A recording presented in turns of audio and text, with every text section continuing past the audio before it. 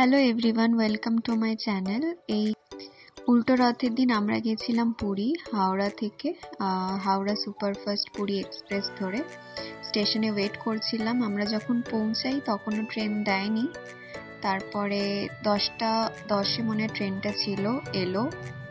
ট্রেনে উঠে বসে গেছিলাম সিটে। তারপরে কিছুক্ষণ পরে রাইট টাইমেই ট্রেনটি ছেড়ে দিল।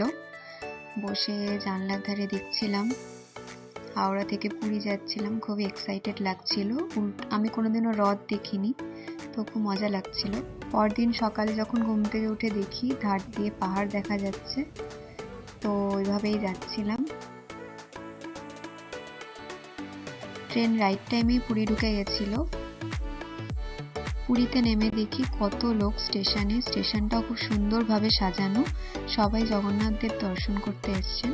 নেমে প্রচুর খিদে পাচ্ছিল, তো উড়িষ্যার ফেমাস দই বড়া আলুর দম খেয়ে নিলাম। তারপর একটা টোটো করে হোটেলের উদ্দেশ্যে রওনা দিলাম। হোটেলে নেমে স্নান করে চলে এসেছিলাম লাঞ্চ করতে। লাঞ্চের পর গেছিলাম পুরী জগন্নাথ দেব দর্শন করতে। মন্দির বন্ধ ছিল, বাইরে থেকেই মন্দিরটা দেখলাম।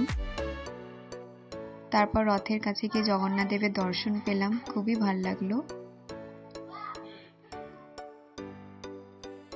প্রচুর লোক, অনেক ভিড় ছিল।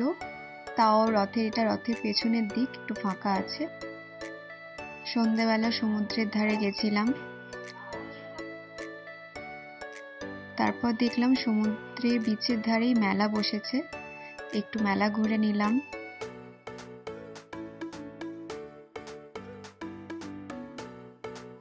এখানে এসে ভেবেইছিলাম যে লঙ্কার চপটি খাবো।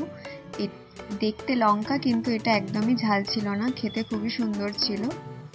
ট্রাই করে নিলাম ফার্স্ট টাইম। এভাবেই আমরা পুরীতে ফার্স্ট ডে কাটিয়ে নিলাম। চলো বাই, দেখা হবে নেক্সট ডে।